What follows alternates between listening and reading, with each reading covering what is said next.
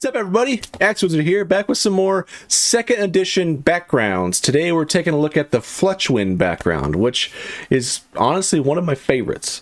There's a few reasons. I typically just like playing archers, just like sniping fools from a distance, and it allows me to be more tactical and things like that, whereas sometimes if I just get up close and personal, sometimes I feel like it's easy to get overwhelmed or whatnot, but you can make a lot of things happen from a distance. So Fletchwind is a cool background because you start out with a bow, which is awesome, and you get to customize your bow. Anyway, I made 3 characters. I think I'm probably blocking the name of the character on the right, but we got Feather, Pluck, and Warsong. So they again, they all start with the same background, but they're all very different characters. And as always, in 2nd edition, in Cairn, it says classless system. So just because you start out as a Fletchwind background doesn't mean that you are a Fletchwind. Doesn't mean that you are, a bow guy. So every time you level up, there is no leveling up in Cairn. There's a different type of progression.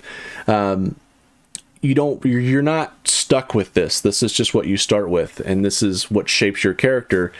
You don't have to be stuck with this, right? So just I've seen a lot of misconceptions about, like, oh, I wonder what the classes are like in Cairn's 2nd edition. They're not classes, they're backgrounds. So let's take a look at them. So what is the Fletchwind? The little blurb it gives us is, you strike from afar, but that does not make you a coward. You are a musician, the song of your bowstring not but a warning, singing the silent promise of a quick death. That's pretty hardcore. I like that. What's your starting gear? Well, you start out with some of the same stuff. Again, every background so far starts out with 3d6 gold, 3 days or 3 uses of rations, and a torch that's got 3 uses. So you start out with that standard stuff. Now, you also get a bow, and you get to see one of your tables for that. Every background that I reviewed so far has like 2 tables that you roll on, or choose different options that kind of shape how your character is. So you start out with a bow. You also get a serrated knife, which does 1d6 damage. You get boiled leather armor, which is only takes up 1 slot, and it adds 1 armor. So that's super cool. It's not bulky, so it doesn't take up 2 slots. So that is awesome. And you also start out with a Heartroot Salve. Restores 1d4 strength. 1 use. That's pretty powerful. So you can see down there at the bottom left some of the names like Flint, Feather, Crier, Thunder, Falcon, Pluck, Needle, Warsong, Hawk, and Kai. So as you can see, I just picked 3 of those names. So let's talk about the first character I made, Feather. Feather was really cool. She's got a few different things. You might notice the hawk on her arm. That's pretty cool. Or a falcon, I forgot what it was, but it's awesome. So on the Fletchwind, the first table that you roll on, it asks you, how did you earn your bow? So for Feather, I chose number 2, Falconry. You keep a falcon, which has 3 hit protection, 5 strength, 16 dexterity, 4 willpower. You can attack with either claws, which do d6 plus d6, so you roll 2d6 and you pick the highest number. Or it can also do a bite, which just does 1d6. It only eats live game. So you might think, oh, cool, awesome, I got the sweet hawk buddy, this falcon bro that can, like, attack fools and like peck out their eyes and stuff. Yeah, only eats live game though, so it's not like you can just toss it some beef jerky. No, it's got to go out and hunt, and if you're in some place that doesn't have good hunting, maybe your falcon starts taking like points of deprivation or whatever, and then all of a sudden it's not able to do things as well, or maybe it even dies. Or on the flip side of the coin, maybe it's out hunting and it ends up, like, I don't know, eating some fairy or something out in the woods and like pissing off a lot of the local wildlife, and next thing you know, you've got like a whole big bad thing happening, all because your birdie had to eat. So again, lots of cool gameplay stuff, lots of cool roleplay stuff. Definitely wouldn't be a dull moment with falconry. So that was one of the things that makes Feather, basically. So that was my pick for the first table. The second table, it asks, what kind of wood is your bow made from? So for feather, I chose number 6, Witch Elm. It does 1d6 damage. It's bulky, so it takes up 2 slots in your inventory. Protects the bearer from poisons and toxins, so long as they are holding it. So I thought this was neat. As long as you're holding it, you're protected from poisons and toxins.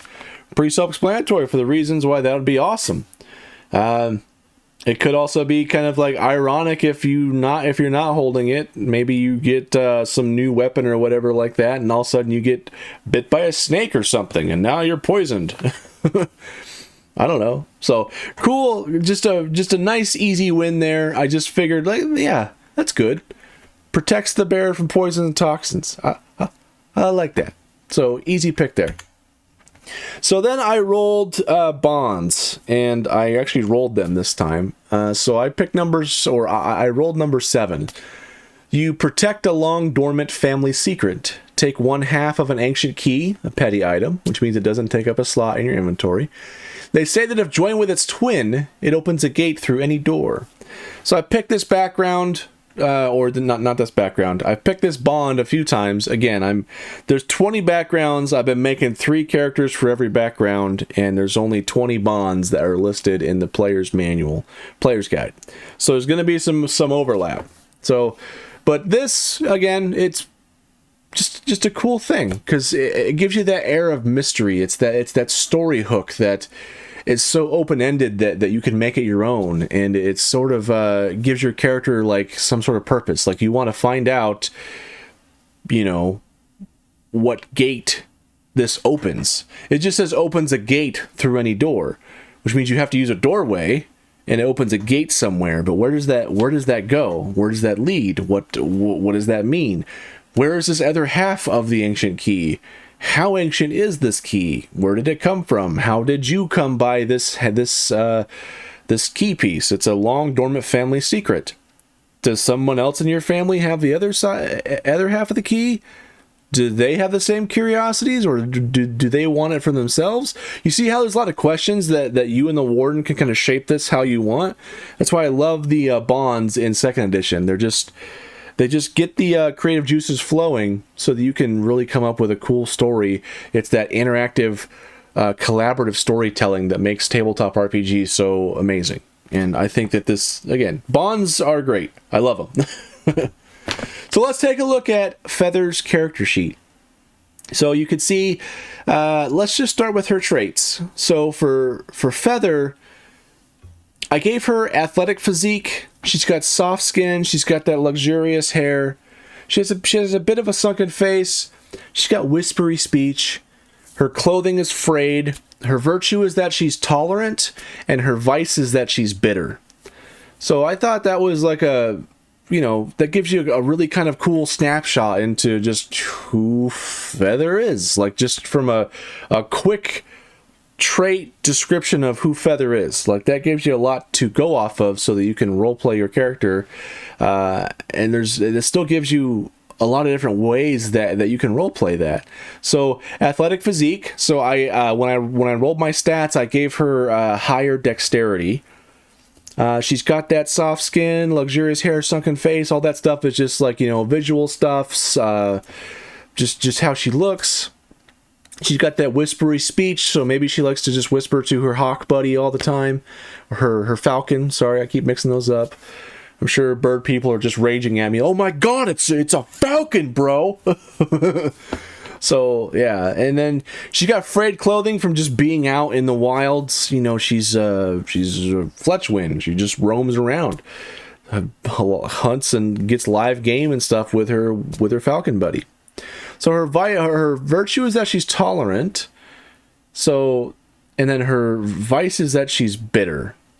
So, because of those, the vice and the virtue, I kind of went with willpower for my dump stat for her.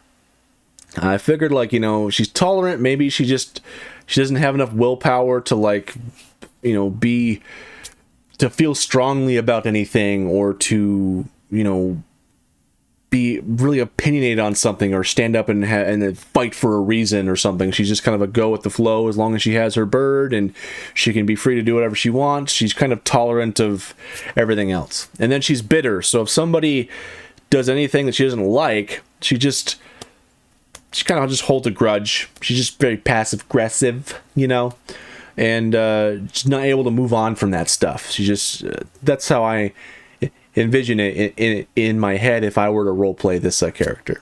So when I rolled her stats, she's got average strength, she's got above average dexterity, and below average willpower. I also scored big. I got max 6 on hit protection, so she starts out pretty good there. I rolled 13 for her starting gold, so she starts off pretty good there. Again, because of what the Fletchwind starts with, you get 1 armor, and you've got a sweet bow. So I've got that listed there in her inventory. I got my rations, torch, boiled leather armor, serrated knife, the heartroot salve. I got her witch elm bow, and I also have it noted that it's bulky, so it's taking up 2 slots. So that's cool. In her notes, I also put a summary of what I rolled on her tables as well as her bond. So she's got a falcon. They list the stats for the falcon. Only eats live game. And I decided to name him Deagle. I don't know why. I just thought that was a cool name. So I went with Deagle. So my witch elm bow protects me from poisons and toxins as long as I am holding it. And I protect a long dormant family secret, which is my bond. So she's got that ancient key in her petty items. So pretty good starting loadout for Feather. I think she's an interesting character. I think she's also very open-ended, so you can really just make up anything you want about how she came to be here. You know, what this bond means to you. And one of the things I love about Cairn 2nd Edition with these backgrounds is it's just, it gets you just enough to just jump in, and it just makes a character for you really easily. You can make a character in like 5 minutes. I think I'm going to do a video at some point about how I make these characters, because I've had some people ask them, like, how do you make those character sheets? Like, do you have that character sheet? Can I fill it out? I kind of made it work in a weird way, but I'll make a video that goes on about that later. But the character creation in 2nd edition, I love it because you can just make this interesting character that's got this mystery and open-endedness that you can make it your own, and you can work with your warden, and you can craft this amazing story as you go. Again, collaborative storytelling, the heart and soul of tabletop RPGs. I don't think anything does it better than Cairn, but that's just me and my limited exposure to a lot of tabletop gaming stuff so far. So yeah, that's Feather, and I think she's a pretty good character. I would definitely play her. She sounds like a really fun character. What do you guys think? Let's talk about our next character. I think I named this guy Pluck. This is Pluck, yeah. So Pluck, a little bit different. So let's talk about what I picked for his tables on Pluck. So the first table for the Fletchwind, it asks you again, how did you earn your bow? I chose number 6 for Pluck. So scouting. When taking the travel action, which is page 80 in your player's hand guide, the page might change by the time it's released, because this is all technically still during the active playtest. So stuff's getting tidied up and layouts being finished. The Kickstarter just finished. I've got some videos on that, so check those out if you haven't already. But when taking the travel action, your presence decreases the chance of getting lost by 1 step. So just because he has this skill in scouting, this background, and he earned his bow scouting around, he can help the party travel, which the party does all the time. So that's a huge, awesome thing. Now, again, note with the 2nd edition, these procedures such as travel, wilderness exploration, dungeon exploration, downtime, these procedures are designed to be modular. So if you don't like how rulesy they are, they just don't fit with how you've been doing Cairn, or you just don't want to use them for whatever reason, you don't have to use those. They're modular. You can just take them out, it still works. The nice thing about Cairn 2nd edition is that it's fully compatible with 1st edition. So 1st edition, again, very, very lightweight. The whole thing was like 24 pages. And I think the actual core rules of the game are on like 5 pages, right? So these procedures that get added on can add quite a bit of rules to that, and especially if you're playing with newer players, such as, for example, younger children or people who haven't played tabletop games for the first time. Just throwing them into a lightweight, rules, rulings not rules kind of scenario usually goes pretty well. So, but you can still modify this to just, scouting. So you have scouting, right? So you can use that even if you were doing first edition style gameplay. The player can say, well, I'm good at scouting. Can I just find the way? You can absolutely still modularly use this. So I like scouting for Pluck, and I think that shapes part of like who he is. He's used to just being out and about, scouting and trying to be hidden and all that stuff. So yeah, that was my choice for Pluck for table number 1. Let's talk about table number 2. What kind of wood is your bow made from? So for this one, for Pluck, I chose number 5, striped bamboo. It does 1d6 damage. It's collapsible. Only requires 1 slot, but when you're using it, it still requires both hands. So I thought that was really cool. You could, so he's good at scouting, and he also is pretty lightweight. Like, he's got a few slots open, so if, one of the funny kind of one-shots that I do for some people who I introduce them to the Cairn system is you're just sort of like these adventurers that are tasked with finding this ancient relic in this old ruin. Well, the ancient relic is bulky, and throughout their exploration of this ruin, they pick up a lot of loot. So sometimes it's kind of fun to see them like sideload all this loot around, trying to see like, okay, if I give you this torch, I should be able to hold this relic, and then but I'll be full. Crap. I'm gonna give you my rations, and then that way I can carry this, so you guys protect me. It's just, at least it's some really fun roleplay stuff. So Pluck starts out, I think, with a little lighter weight, which is kind of nice. He's got that collapsible bow. Again, it still takes up 2 slots when it's when he's using it. So I don't know how I would rule that. Like, rules as written, I think if you were carrying like 9 slots and then, push came to shove and you busted out that bow, does that technically put you at 10 slots? Does that mean that your hit protection goes to 0? I would say for this case, I would rule it as not so, because that's the kind of whole point of the collapsible thing. But you're still using 2 hands, but I would say that it doesn't make it so that you are, 0 hit protection, right? You're not fully burdened. That's how I would rule it. It might not be right, but whatever. So that's my thoughts on that. I picked that bow for Pluck. Pretty cool.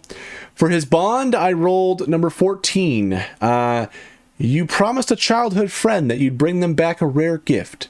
Something unique in all the world. Take a bracelet, petty item, woven from twine and wildflowers. So right there, another open-ended, easy-to-understand hook that maybe you're out there scouting, trying to find this awesome rare gift for your friend, and you've got this bracelet that reminds you of this bond. So I love it. Open-ended, you could make that as intricate as you like. Just good stuff. So let's take a look at Pluck's character sheet. So for his traits, he's got a rugged physique from just being out scouting and trying to remain hidden all the time. He's got oily skin, filthy hair, he's got a rakish face, formal speech, rancid clothing. His virtue is that he's cautious, and his vice is that he's greedy. So I thought this fit Pluck really well. He's got that rugged physique from just being out and about. Got the oily skin, filthy hair, rancid clothing, just because he's scouting. He's out in the middle of nowhere, like if it's raining or he's trudging through mud or whatever he's got to do to remain unseen and then find the right path or work around danger. That's what Pluck does. So awesome. So because of those traits, when I rolled his stats, I decided to use strength as my dump stat, because he tries to avoid confrontation as much as possible. So he's got that cautious virtue. So I gave him I rolled pretty well for dexterity and willpower. I decided to max out willpower, because I just imagine it takes a lot of oomph, a lot of gumption to just drag yourself through the wilderness, just slop and sewage and filth and just trying to remain unseen and all that stuff. So that's why I went with that for his max stat. And for his vice, he's greedy. So I like to kind of tie that back to his bond, because he's trying to hang on to these cool treasures that might be good for his friend. He's just not quite sure which one is worthy to bring back, right? Because it said I promised a childhood friend that I would bring them back a super rare, unique gift. So he's super greedy. He's trying to constantly hoard stuff because he's not sure. That was my thought process behind it, right? So I rolled okay for his hit protection. He's got 3 starting hit protection. He's got 11 gold. And you can see he's got his inventory stuff. He's got his striped bamboo bow, which only takes up 1 slot. So right now he's got 4 slots free, which I think out of all the backgrounds, I think this is probably one of the lightest starting out characters that I've seen, especially one that has armor. Most characters that have armor so far are usually do it through some sort of perk to the background, or it's like a bulky armor, which takes up 2 slots. So really, really cool. So in his notes, I've got, I'm a good scout. When we take the travel action, our chance of getting lost is reduced by 1 step. My bow is collapsible, only takes up 1 slot in my inventory unless I'm actively using it. And yeah, I already read that part, so we're good there. But yeah, that's Pluck. I like Pluck. I think I would role play the hell out of Pluck, man. He's just a fun character. Again, everything is just tentatively established, right? It's just these hooks that just set the stage, and you can take this character and then you can just make it your own from there. I absolutely love that. So that's Pluck. What do you think of Pluck? I think Pluck is pretty cool. I would definitely play him. Let's talk about the next guy. So let's talk about Warsong. So all the other characters I've made so far for this background, the other 2, they've been not necessarily combat focused. Now I know in Cairn combat is viewed as a fail state, but let's be honest, some people just love combat, right? And I think Warsong is your boy. Check this out, right? So for his first thing, how did you earn your bow? War. If you are the first to attack, your bow gains the blast property for the first round. Can you imagine setting up an ambush with Warsong, and you've got like a bunch of like root goblins or something over there, and you just decide to just jump them, and you just have Pluck just rock that warbow back and boom, just blast them? That'll be awesome. So bam, right there, war, baby. Warsong is it. So that is just, I made Warsong like, how can I make this the most combat effective character? Like everything is towards combat. So that's how I made Warsong. Now, this for the second table, what kind of wood is your bow made from? I chose number 2, Cecily Oak. Does 1d8 damage. It's bulky. Slams into its targets. On critical damage, which means whenever you deal like strength damage to a opponent, something is torn off. That just sounds metal. Now, how do you determine what is torn off? I think that's up to the warden, but something is torn off. So if you're fighting like a big ass like forest troll or something, and you guys are beating it down, and it's trying to like, it's in its death throes, it's still making its strength saves, but you deal critical damage to it, ooh, oh, its arm is gone, or it lost its leg and now it can't run, so we could loot it, or whatever you're trying to do, right? Warsong is pure combat. He is a beast, and this is just how you start out. This dude's awesome. So for his bond, I rolled number 19, and I thought this was pretty cool. A white crow appeared to you in a dream, holding a twig in its mouth. You awoke the next morning with the twig, a petty item, in your hand. You believe it brings you luck. It smells faintly of sulfur. So I thought that was like a really cool bond, and the way that I tied it into Warsong is I just imagine like a white crow.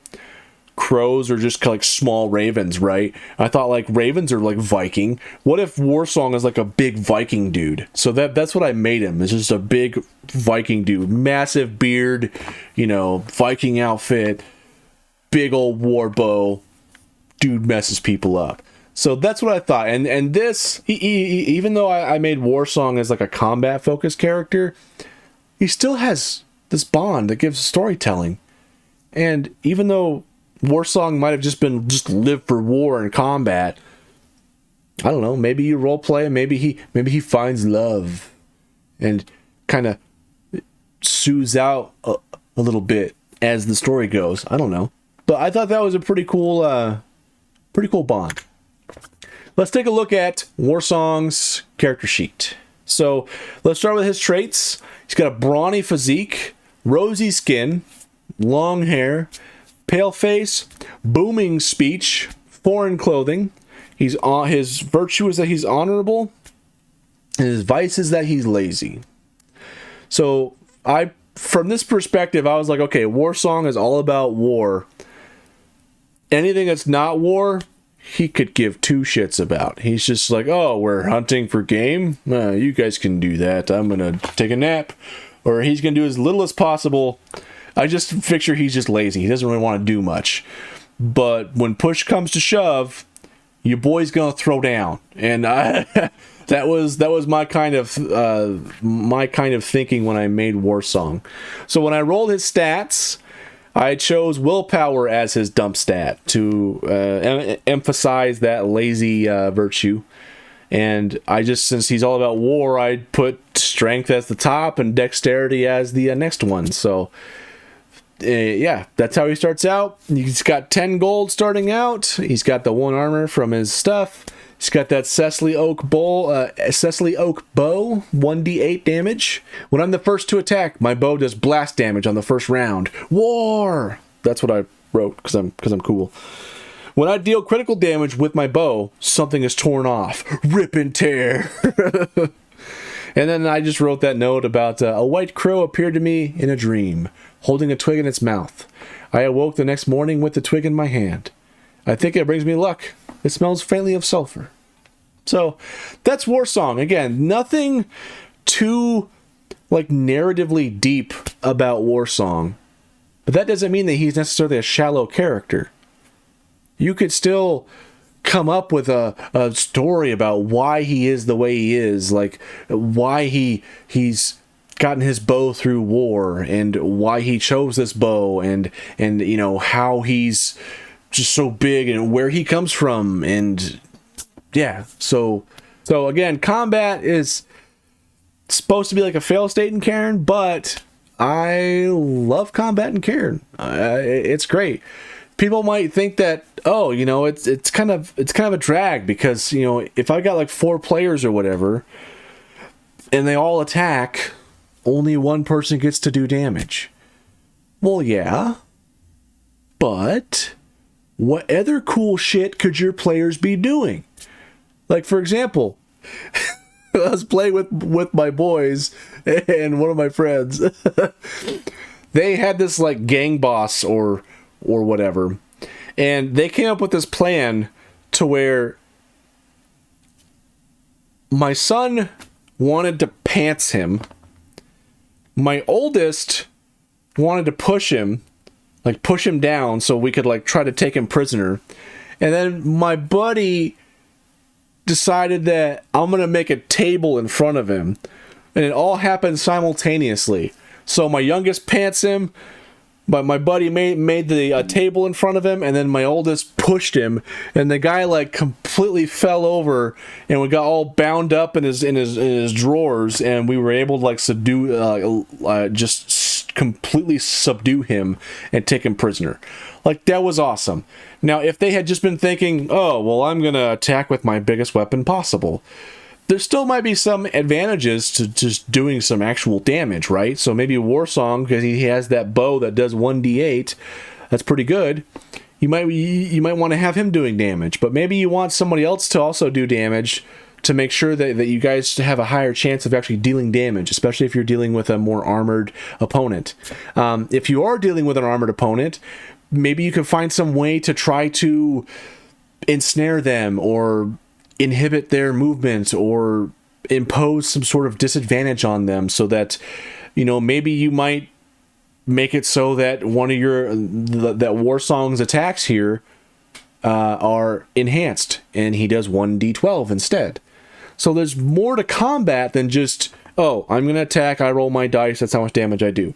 It's really fun and interactive, and especially with especially in first edition, where you like roll the random items, sometimes those come into play like in the most random way. Like the first time that we played Cairn, we rolled some random characters, and we were being attacked by like rock hounds, and my oldest was like, I've got a drill, can I like use that against him? I'm like, yeah, sure.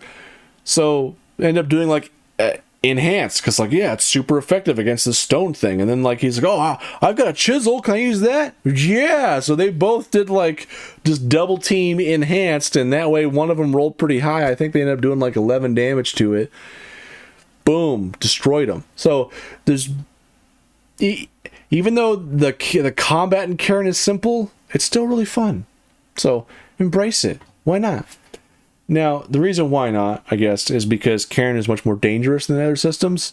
So you might rush into combat and you might get your ass handed to you, and next thing you know, you might start failing your strength saves once you run out of that meager hit protection there, and next thing you know, your character's dead or dying, and your buddies can't get you out, and next thing you know, you're in a really bad situation. It's really easy for things to go south on Cairn, which is why players tend to avoid combat sometimes.